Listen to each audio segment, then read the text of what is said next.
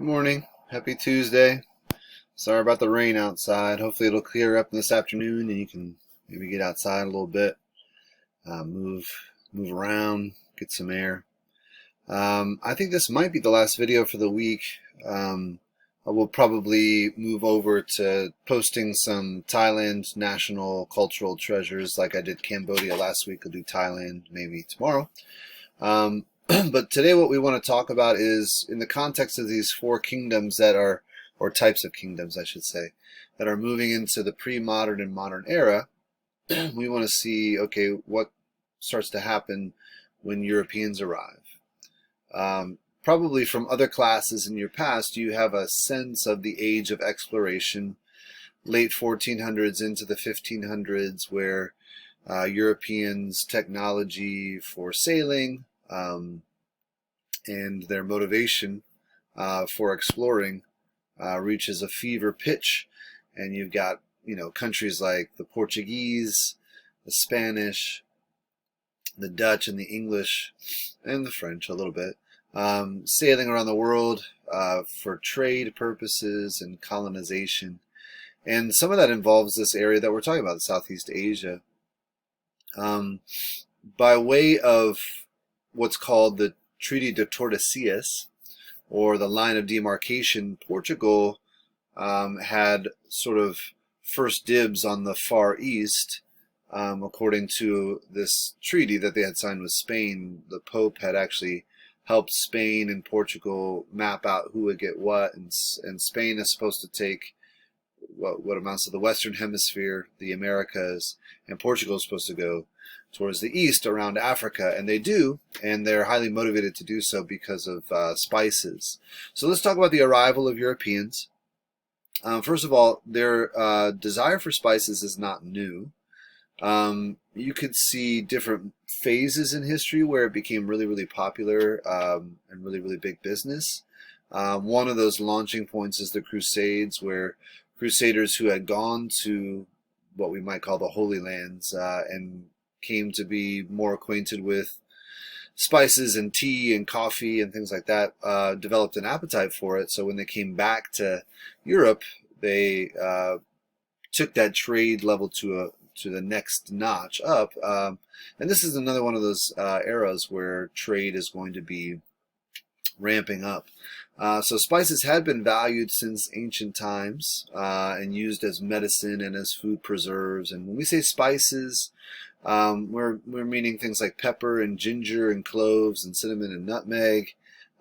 It's not limited to that, but of course that's kind of where we start.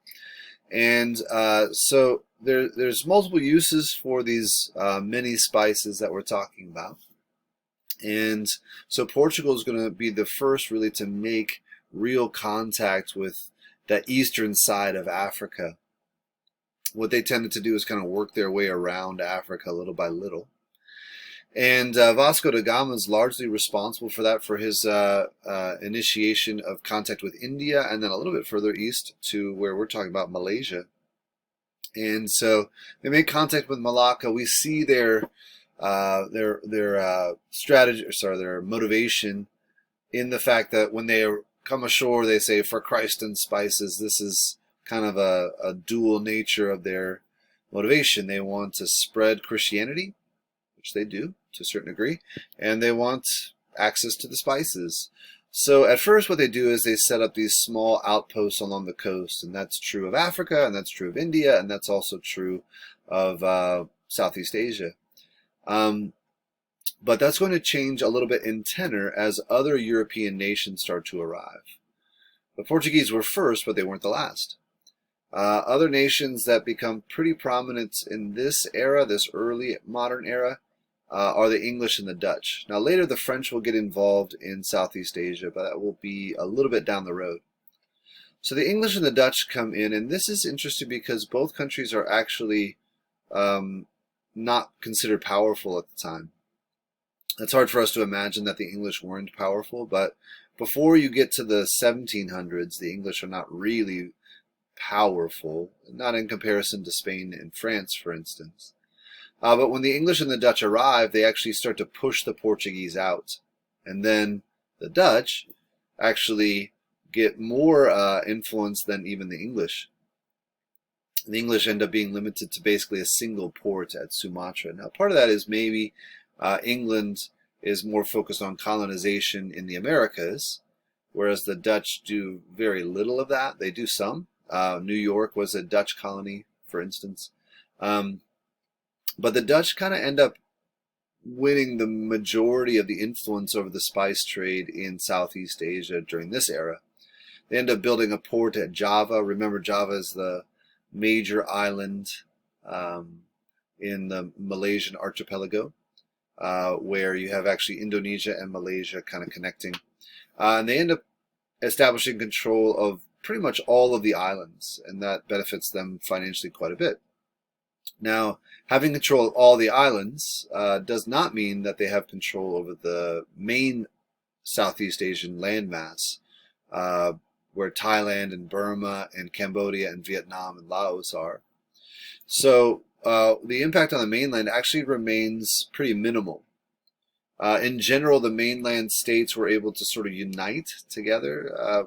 I don't mean that in terms of kingdoms working together, but mostly like the people in each kingdom being unified. And they end up basically preventing Europeans from taking over. Now, slowly but surely, the Europeans will take over. France takes over Cambodia and Vietnam eventually. The British take over India. There's British influence in Thailand and Burma. It's just that in this time period, Southeast Asia remains independent. And you could see maybe this is possible because they have stronger monarchies. The Islamic states of Malaysia were a little bit more disjointed. They were smaller. These monarchies in Southeast Asia were a little bit stronger. The Vietnamese emperors, the kings and queens of Thailand, and so forth. And the other thing that's also true is that there was actually less motivation initially for the Europeans to try to take Southeast Asia as a landmass. The spices that they wanted, they had available through trade with the islands, and they didn't need what resources they could find in Vietnam or in Cambodia. Eventually, they will pillage those places pretty strongly, actually. But not yet. So Southeast Asia is hanging on. They're maintaining their independence to a certain degree, and of course that means their culture is going to be continuing to thrive. And so what we want to do tomorrow then is take a look at some of that for Thailand, and see a city like Bangkok that is launched during this era, 1727, and start to maybe catch a few more of those countries as the week goes on. Tomorrow I'll be posting the worksheet that you'll have to do by Friday, and then next week we'll move on to Australia and New Zealand. Hope everything's going great. Happy Tuesday. Let me know if you need anything at all, and just keep doing what you're doing. You guys are doing great.